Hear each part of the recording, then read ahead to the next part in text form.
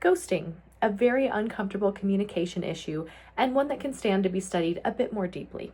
We chose this topic as it felt relevant and personal to all of us. Having been on the receiving end of ghosting, I can tell you it changes how you approach relationships.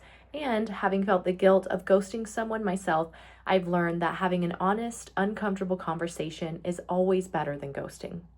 Ghosting feels more prevalent than ever, and with so many ways to communicate today, it seemed worth looking into a bit more seriously. So, what's ghosting communicatively speaking? First, communication is transactional. Even silence sends a message. Second, social penetration theory shows us that ghosting betrays the trust built through self-disclosure. And third, through Knapp's stage model, we can see that ghosting skips the natural steps relationships need to dissolve in a healthy way. My group's research explores all three of these dimensions, starting with data, which Nada will present today. For our research method, we decided to move forward with surveying. Surveying allows us a chance to gather different questions and demographics on why people ghost, specifically in dating. Reading the responses of ghosters can show attribution bias, giving reason to explain their own behavior with an external cause rather than an internal one, though these surveys give reasons for both internal and external causes. These surveys incline a social science approach to where we can explain their behavior. Surveying gives individuals a chance to answer honestly, since it is not a publicly sharing personal information, which allows them to answer free of judgment. All three of these surveys have no exact number of individuals being surveyed, but percentages are based on the demographic and the whys. For survey number 1, it was based on the demographic of millennials and Gen Z. This survey gave more of how they felt after they ghosted. This survey showed Gen Z to ghost more than millennials at a rate of 77% compared to millennials at 61%. The why in the survey was mainly that they felt it was appropriate in certain situations. 84% that ghosted didn't feel good about it, and 91% of that 84% were women.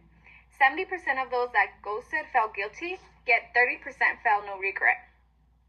Survey number 2 was based on an anonymous demographic survey. This survey gives more of the why.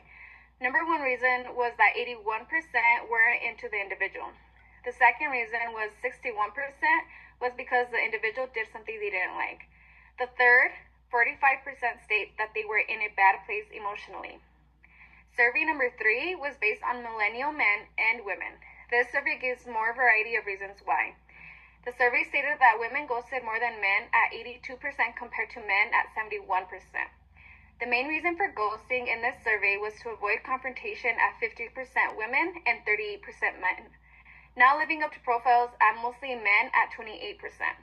No chemistry at 10% women and 6% men, and the loss of interest at 6% women and 7% men.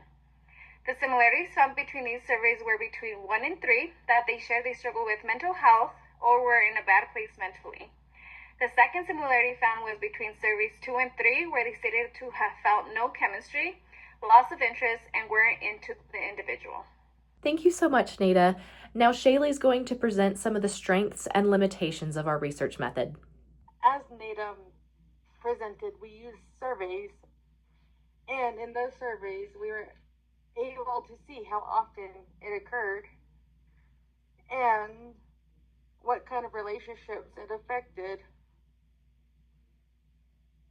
and how many platforms were used, such as Instagram, TikTok, just messaging in general, and how it became a trend over time and within the genders.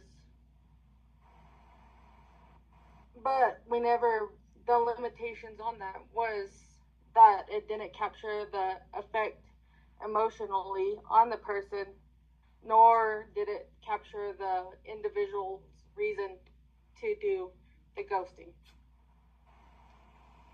To conclude, ghosting happens for a variety of reasons, whether someone's feeling unsafe or they're avoiding a tough conversation. Either way, it's important to look at these things so we can navigate relationships with better direction. Thank you so much for collaborating with me, and here's to a wonderful end of the semester.